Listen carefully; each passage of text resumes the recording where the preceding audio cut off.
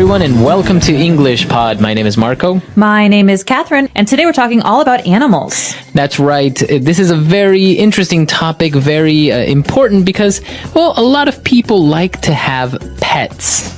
That's right. We're not going to the zoo. We're not talking about animals out in the forest or in nature. We're talking about pets that you keep at home. So let's start right away with today's dialogue, and we'll be back in a moment to talk about what's going on.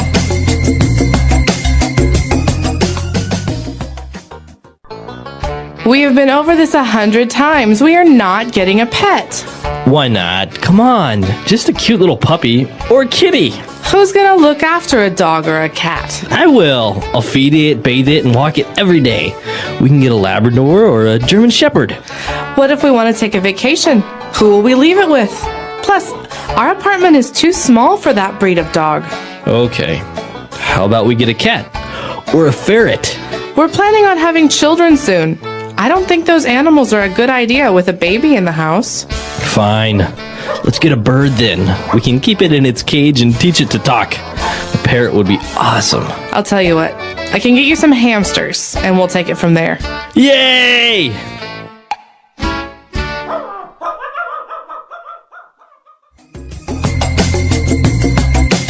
All right, we're back. So obviously, pets, having a pet at home is a very big responsibility. And well, this is what the couple was talking about. But before we get into that discussion, why don't we take a look at 5 key words that we have picked out for you on Language Takeaway. Language takeaway. So first off, the couple is talking about whether they should get a dog or a cat or a puppy or a kitty.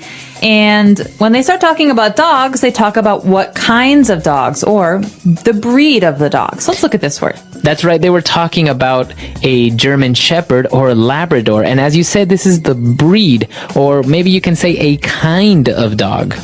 That's right. So breed is the technical word to describe the kind of dog that something is. So like you said, these are 2 examples. There are many, many, many breeds that we can talk about, but we'll just leave it at this for now. But we talked about some other kinds of animals today. But we heard about some other kinds of animals today. Not dogs, not cats, maybe smaller animals. That's right. One of the animals that the person mentioned was a ferret. Ooh, a ferret. So this is a very small, kind of long animal. That's right. You may have seen it pets before. They kind of look like, I don't know, they have the face of a rat maybe, but they're very long. And they're thin. They're very thin. They're not like a rat because maybe their body shape is very, very different. But they're also kind of small and they like to eat those little insects. And things, right? I don't know if they have long tails like rats do. I think they have furry tails. Their tails are different, yeah. So that's a ferret. But we also heard about a special kind of bird. That's right. We talked about a parrot. So, as you know, there are many different kinds of birds. You can see birds out your window all the time, but birds that come from tropical places, usually very, very colorful birds, are called parrots. That's right. So, a parrot usually can talk or imitate what you say or sounds, right? That's right. They're actually very famous in the bird world for having a good ability to reproduce or to mimic the sounds that you make. So, if I say hello, my parrot says hello. Yeah, exactly. It's really strange. They're very, very intelligent animals. So that's a parrot. And our last animal is a very small animal, very popular also to have as a pet. We talked about a hamster. A hamster. So this is a little bit like a mouse. They're furry, they're small, they're round, and they live in glass cages or fish tanks usually. Yeah, they're very small. They don't really do much. They're just little furry creatures, and they, I don't know, they just eat all day. Sometimes they get them those little wheels that they can get inside and run around all day. That's right. Or when I was a child and we had a hamster, we had a special plastic ball, and you put the hamster in the ball, and he would go around the house. Yeah, exactly. It's very fun. All right, so we took a look at the pets that you can buy, domestic animals, but taking a look at something very specific, when they were describing the responsibilities of having maybe a dog or a cat, they said they have to feed it, bathe it, walk it. So obviously we know that feed it is to give it food, but what about bathe it? Okay, so you might know the word bath. Okay. That's a thing. It's a noun. Bathe is a verb, to bathe. And so I can bathe myself. That means I take a shower, I clean my body, or I can bathe something else, like an animal. So bathing a dog means basically washing a dog. Right, so it sounds very fancy or formal if you say, I'm going to go take a shower, or you say, I'm going to go bathe. Yeah, we don't really say that as much, but we often say bathe when we're talking about cleaning other things. Not a table, but cleaning people or animals. Right, so you can say, did you bathe the baby? Or did you bathe the dog? Okay. So, and also remember that even though the dog may be female or male, we don't give it gender, right? We describe it as it. That's right. Animals are almost always considered it in English, although some people who really love their animals call it he or she. Right. So it's kind of your decision. It's not really incorrect if you say, oh, my dog, she's so beautiful if it's a female. But, technically you should say, my dog, it's very beautiful. Yeah. Okay. So we've taken a look at a lot of words there. Why don't we go back, listen to the dialogue, and we'll be back in a bit. We have been over this 100 times. We are not getting a pet. Why not? Come on. Just a cute little puppy or kitty. Who's gonna look after a dog or a cat? I will. I'll feed it, bathe it, and walk it every day. We can get a Labrador or a German Shepherd. What if we want to take a vacation? Who will we leave it with? Plus, our apartment is too small for that breed of dog. Okay. How about we get a cat? Or a ferret? We're planning on having children soon. I don't think those animals are a good idea with a baby in the house. Fine. Let's get a bird then. We can keep it in its cage and teach it to talk. A parrot would be awesome. I'll tell you what. I can get you some hamsters, and we'll take it from there. Yay! All right, we're back. So now we've picked out 4 key phrases for you. Let's take a look at those now in Fluency Builder. Fluency Builder.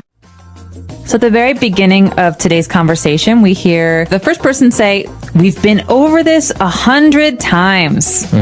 So what does this mean? This means that they've never talked about this before? No, this is actually the opposite, but it's a way to exaggerate, right? Because obviously they haven't maybe talked about getting a pet 100 times, but you're just making emphasis on the fact that we've talked about this many, many, many times. And almost like you're tired of it. Like, oh, do we have to talk about this again? It's like you said, an exaggeration to say, come on. So we've been over this 1,000,000 times. We've been over this 100 times. These are all ways of saying, oh, we have to talk about this again. Exactly. You're emphasizing that, well, maybe you've done it too many times already. All right. And, when they were talking about the puppy or the kitty, the guy asked, well, who's going to look after the dog or the cat? Okay, so this is an important phrase. We're going to treat this as a kind of a chunk. These words go together. To look after. So we could look after a baby or look after the pet.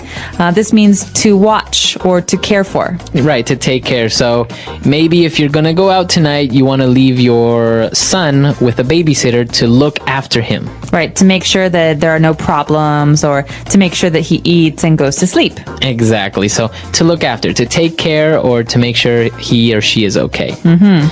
All right. And obviously the guy didn't want a puppy. He didn't want a kitty.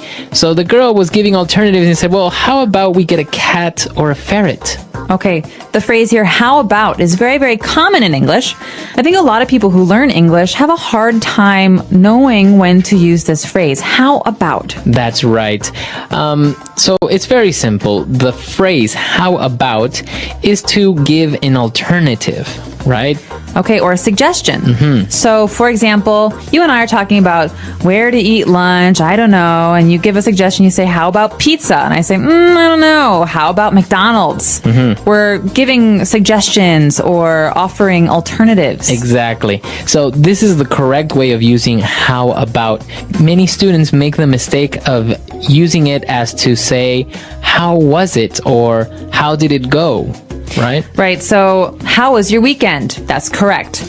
How about your weekend? That's incorrect. No, do not say that. You want to say, how about this? How about that? How about a Coke? How about some food? These are suggestions, but a real question, you have to say how was or how is. Right. So never, never, never say, how about your weekend? That is incorrect. And it's actually very common to hear this from students. So remember, it's not correct. How about your weekend? No, incorrect. So at the very end of the dialogue, we're talking about hamsters. I can get you some hamsters and we'll take it from there. That's right. The phrase, take it from there. It's kind of a way of saying, look, let's start with something small or let's start with something simple and we will see how it goes. So basically, the woman is saying, I don't want to commit, I don't want to agree to get a big animal like a dog or a cat because I'm not sure how it will be. I'm not sure if it will be too much responsibility. So she's saying, okay, we'll get something small and then we'll wait and we'll see what happens. We'll take it from there. That's right. So it's basically saying, let's start slowly. So for example, maybe a guy asks you out, right? And says, hey, will you marry me? And you say, whoa. Let's go on a date first and we'll take it from there. Exactly. We'll right. see what happens. So let's start slowly. Let's take things step by step. All right, so that's all the phrases that we have for you today. I think we should listen to the dialogue one last time, and we'll be back to talk a little bit more.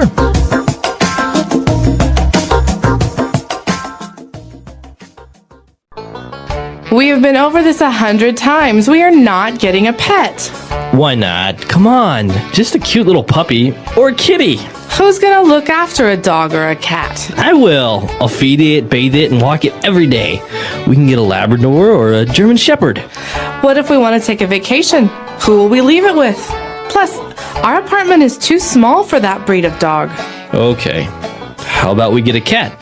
Or a ferret? We're planning on having children soon. I don't think those animals are a good idea with a baby in the house. Fine. Let's get a bird then. We can keep it in its cage and teach it to talk. A parrot would be awesome. I'll tell you what, I can get you some hamsters and we'll take it from there. Yay!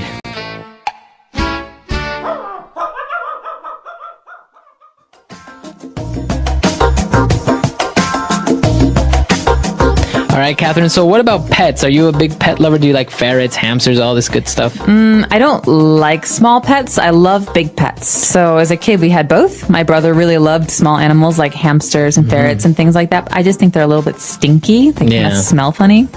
So ever since, I've always really liked big animals like dogs. So you are a dog person. I am a dog person. This is something interesting that we describe in English. People say, I am a dog person, I am a cat person. It's almost like it says something about your personality. Exactly. So if you're a dog person, it means that you prefer dogs or you like dogs. If you're a cat person, you prefer cats. And a lot of people really like dogs, but don't really like cats. Or they love cats and they can't stand dogs. Right. I think it even gets to the point where I've heard that maybe on dates, people will ask, so are you a dog person or a cat person? I know that's how I pick dates. Really? What about you? Are you a dog person or a cat person? I'm definitely a dog person. I think, Good answer. yeah. I think cats are, they're nice and they're cuddly and I think they're very good indoor pets and a little bit more fun than maybe a hamster. But I think dogs have more life and are more energetic. I think cats are very lazy. And I think sometimes cats like to play mind games. Like they're so smart that they can control you. That makes me uncomfortable. Yeah, right. So, there are a lot of other pets out there. Some people have tarantulas, some people have iguanas, other people have fish. Or horses. Horses, if you have enough space, right? So we want to know, what kind of pets do you have or did you have as a kid? That's right. Let us know. Our website is englishpod.com. We hope to see you there. All right, bye. Bye.